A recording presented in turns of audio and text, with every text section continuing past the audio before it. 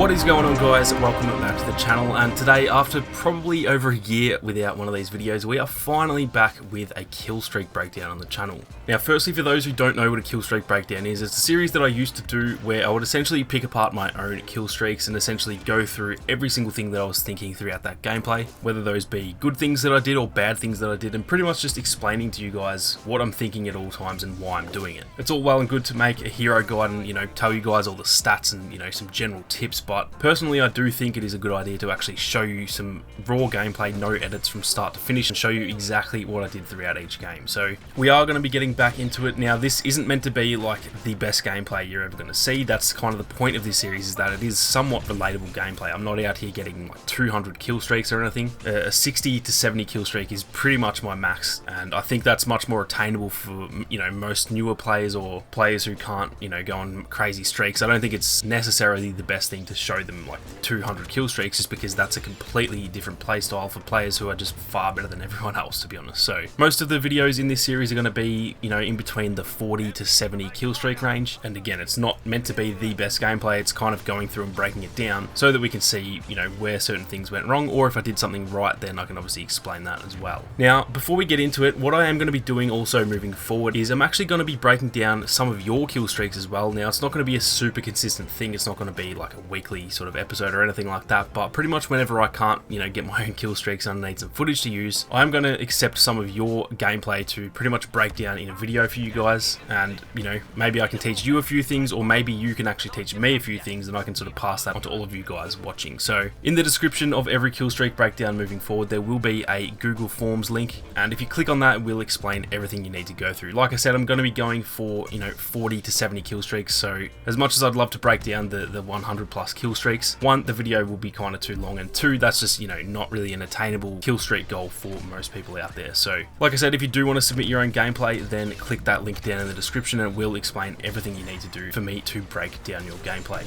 Now, this kill streak that you're about to watch was actually the same gameplay from my Luke hero guide, and if you haven't seen that, then that's probably good to watch in tandem with this one. That is something I'm going to be doing moving forward, is any good kill streaks, I'll probably use them for the hero guide, and then I'll actually use them again for the kill streak breakdown. Now, that's something I never used to really want to do because I hate sort of using the same gameplay, but it's going to save me having to get 2 kill streaks with every hero. And the thing is, in the hero guides, I don't really touch too much on the actual gameplay, so even though you may have seen it before, it's going to be a completely different thing once I actually start to break it down.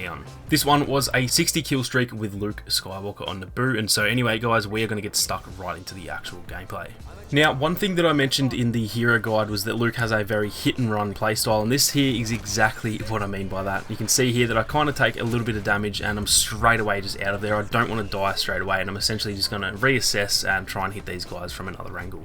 A trap that I tend to fall into is just thinking that I need to get as many kills as I can, as quickly as I can, but the thing is, like, these guys aren't going to stop respawning. They're going to keep coming, and I don't need to, rush into it and just force those kills. If I can't get them and I'm going to take damage, then I'm going to get out of there as quick as I can. Now, I actually kind of lost that guy, so you can see I'm just trying to reassess where I'm at. I managed to use the rush attack on this guy just to close some ground really quickly, and that's something you want to do if there is a little bit of ground between you and your enemies. You don't want to take damage sprinting at them and, just leaving yourself completely open. Now, you can see here, we have sort of been pushed back a little bit. That second phase is now open, and so I do need to start falling back. Again, I nearly got caught out there, but luckily his force push is a little bit OP, so he kind of saved me there. Now, at this point, I am pretty much just trying to, get back and not get caught too far ahead. Most of your teammates at this point are going to be sort of pushing back, and obviously if you're just up there by yourself and there's a couple of villains and maybe some tanks and stuff like that, then you can die very, very easily. Now, what you'll see on the map here is I was coming across to this side of the map and I noticed there was 2 villains on that side, and straight away I just said no, I'm not having any part in that. Most of the time you're going to come across a Vader and probably like a Palpatine or a Kylo or something, and so yeah, you don't want to be really engaging with villains if you don't have to. Obviously, if you're a really good player, then you can do that, but for me personally, I'm not here to, ruin anyone's kill streak on the other team, and I'm not here to die either, so I'm pretty much just going for troopers. Now, you'll see those guys kind of chase me back to that side of the map, and so I'm just switching sides. Whenever possible, I'm going to stay on the other side of the map to the villains. And now that we are, kind of away from them, I can just focus on the troopers and pretty much just try and get behind most enemies. So you can see here, like, this guy just does not know that I'm here, and for some reason people just don't pay attention to the minimap. So yeah, these are some free kills right here, and this is essentially how you want to play the first phase of this map. Just trying to get behind enemies whenever possible, and then yeah, like I said, not getting too far ahead because you can get caught out quite easily on this map. Now, one thing to know is that you'll see here I'm kind of just hanging around this tank for a little bit. Hanging around a tank is always a safe bet because there's never going to be an enemy villain hanging around a tank. We all know how, you know, pretty much OP they are against heroes. And so if there is a tank on your team, it is always pretty much going to be safe near it. So it's kind of like a little home base that you can, you know, get to, and you know no one's going to really try and push you. Now, even though we have been pushed back a little bit, I'm pretty much doing the exact same thing that I mentioned earlier. I'm just trying to get behind the enemies. Most of the enemies are going to be, you know, further up the map, but I'm just trying to pick off anyone who's just spawned. Generally, they're going to be, you know, not really expecting someone, and like I said, they're not going to, I don't know why, but people just don't pay attention to the minimap. So even though they should see you coming, they will have just spawned, and then they're not going to expect a hero to be right there next to them. So you can see I'm making the most of that here. These guys were, you know, this wasn't the best lobby, to be completely fair, so I was just trying to make the most of that. I'm up to 20 already, which for me is really decent at this part of the map. Now you can see that Ray is near me as well, so her inside ability is going to help a lot, especially on a map like this with so many like close quarters little areas and stuff like that. Now, one thing that I will say is that it's probably never a good idea to have two heroes kind of chasing the same enemies here. You can see that me and Ray are kind of just going against the same troopers, and it's not really that useful because only one of us is going to get the kill. So you can see after I got those few kills, I'm kind of just trying to get out of there. Don't get me wrong, it is actually great to be with a hero because obviously it means that like no one's going to be able to take down two heroes at once. So it's actually a really strong thing to do, but for me personally, when I'm just trying to get some gameplay and try and get a kill streak, it's not really what I want to be doing. So you can see here I've kind of just split up from Ray now, and again I'm going to eventually switch to the other side of the map because I know that she is on this side of the map, sort of taking control of that area. Now, all I'm trying to do in this sort of phase of the map is actually just sort of hold the enemies here. I'm not trying to get behind them so much anymore because it is a lot more dangerous once you get further up the map to, you know, try and stay behind them and try and do what I was doing earlier. That can lead to a lot of deaths. If you get onto the final phase and you're way back in, you know, in no man's land, then I've actually had a lot of times where I've actually died out of bounds before. And so it's definitely not worth it. At this point of the map, I'm pretty much just trying to hold them where they are. You can see me sort of moving back and forth trying to kill some enemies when I see them, but I'm no longer trying to like push them back. I'm just sort of sitting and waiting until they come to me. And when I do see one, I'll obviously try and go take them out, but I'm just trying to make sure at this point, you know, I'm nearly at a 30 or so kill streak here, and I'm essentially just trying to play a bit safer because once you do get onto this next phase, that's where you're going to get a lot of kills, especially with someone like Luke.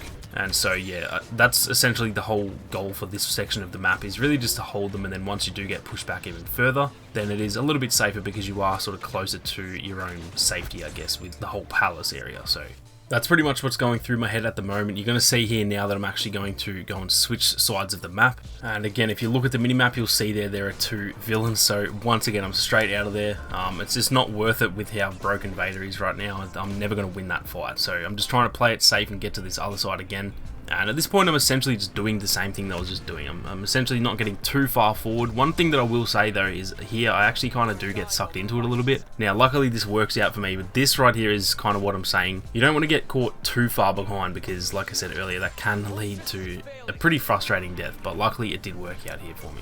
Now, right here I spotted 3 enemy heavies, and obviously heavies can be kind of frustrating to deal with. So what I did right there, which I'll actually sort of rewind and play that again, is I did a force push to push them against the wall and sort of get them off their feet. Then I hit them with the rush attack just to gain that ground, and obviously if anyone gets in the way, they're going to get hit. And then if you just finish that off with your repulse ability, then pretty much no one's going to survive that. I think it deals about 400 damage all up. So that right there is a really good ability combo. That's something that's worth doing, mostly against like, you know, reinforcements and heavies and stuff like that, but it can be really good to do against just regular troopers as well. Now at this point we are on to the second phase of the map, and this is where it changes quite a bit, to be honest. You don't have to really be running around quite as much, and it's honestly just a matter of sort of like defending these hallways. So it is a little bit different than what we were just doing. Essentially you are just defending, like I said. So you'll see here that I'm sort of holding this left side of the map, and obviously enemies going to pretty much just rush through these hallways. That's the only really direction they can go. And so you can see here that I'm just pretty much sticking to this left side, but I realize that there are pretty much no enemies. And as I go to the other side, I can see Ray has her inside on, and there is a hell of a lot of enemies here. So Again, same ability there without the push, of course, but the little ability combo, you can see just racking up a ton of kills there because that combo is just so deadly. What you've just seen there is essentially the only thing you need to know about this part of the map. It is just rinse and repeat what I just did. Essentially want to push out there, try and pick up a few kills, and then get behind the ones who are in the hallways, and at which point you can obviously kill them because they're not going to have any idea that you're behind them. So that's pretty much the only goal here. You will notice though that I do keep sort of switching sides, because generally, like, if an enemy gets killed on the right side of the map, then they're probably going to go to the left side of the map when they respawn, because they know that you're hanging out there. So you kind of want to keep switching sides here, and also just not to get stuck against the same enemies. If you can wipe out one side of the map and, you know, get 3 or 4 kills on that side and then quickly head to the other side, you're going to be killing fresh enemies, and then those enemies that respawn are going to come to the other side and vice versa. So it's kind of just like an endless supply of enemies if you do keep switching sides. And that is really just the best thing to do. You don't want to hang around one side of the map. Now at this point I am pretty much, you know, satisfied with this kill streak. I was going for this streak to, you know, get footage for the Luke Hero Guide. So honestly, once I get past like a 45 or 50 kill streak, I'm completely happy with that kill streak, and I don't really need to, you know, extend it anymore. And so one thing you'll notice here is that I start getting a little bit more aggressive and not really caring too much about, you know, whether or not I die. Now, if you're trying to extend your kill streak, then that's obviously not the best thing to do, and probably the best thing to do is actually just to let the enemies push you back, because if they can get to the last phase, you're going to get, you know, a much higher kill streak than what I got here. So what you're seeing me do here is not what I would recommend doing, but the reason for me doing this was simply because I'd gotten the footage I needed, and I was at the point where I just thought, okay, time to go for some big sort of multi-kills and stuff like that. And, you know, if I get them, then awesome, that's going to make the kill streak even longer, and if I don't get them, then I've got the kill streak anyway, and it doesn't really matter too much at all. Now, the rest of the kill streak is essentially just rinse and repeat of what I just said. I'm not really doing anything different. I'm just sort of switching sides of the map and trying to take out as many as I can. What actually gets me killed here in the end is exactly that. I went too aggressive, and I kind of knew this was going to happen. There was only like a couple of tickets left anyway, so the game was going to end. And you'll see here that I actually went far too aggressive, and I actually got meleeed to death, which is quite embarrassing, to be honest. But I secured the 60 kill streak, and the game just ended anyway, so I wouldn't have got any higher than a 60 kill streak anyway. So that was obviously a kind of stupid death, and if the game was going to keep going, or if I, you know, was only on like a 30 kill streak and wanted to keep going, what I was doing there was obviously not the right thing to do. But at the end of the day, I personally just didn't care at that point. I'd got the footage that I needed, and I was more than happy with that kill streak, and like I said, the game was going to end anyway. So unfortunately for this one, there's not really too much to take away from the death. Usually I actually kind of try and highlight the death and show you guys what went wrong, but like I said, it was literally what I just said before. I went too aggressive on purpose because I didn't really care too much about the kill streak at that point. So that is going to do it for this first kill streak breakdown back from quite a hiatus, to be honest. Like I said, I'm going to mostly be doing my own gameplay still, but I do think it's a good idea to just switch it up and use some of your gameplay as well, simply because I think, you know, it's good to have some different play styles in there and some different perspectives, I guess, because obviously just watching my kill streaks over and over again, I'm not the best player in the world, so it's probably not the best thing to adapt to only my play style. It's obviously good to show off some other play styles as well, and either I can teach the guys who send the footage in, or they can teach me and I can pass that on to you guys. So as I said, feel free to submit your gameplay to that link down in the description. Most of these will still be my own gameplay, but every now and then I will definitely do one of your gameplay as well. As I said earlier, this video goes in tandem with the Luke Hero Guide, which just went up last week, so I'm going to leave a link to that in the top right for you guys right now. If you haven't seen that, then that is definitely going to be handy to watch with this one as well. It goes through all the stats, all the best star cards and stuff like that, so be sure to go and check that one out as well. If you enjoyed the video, guys, then be sure to leave a like down below, and if you are new, then consider subscribing to the channel with those notifications on. Thank you all very much for watching. You guys have a great day, and I'll catch you all in the next one.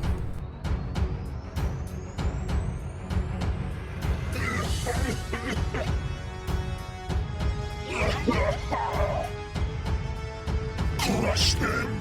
Make them suffer!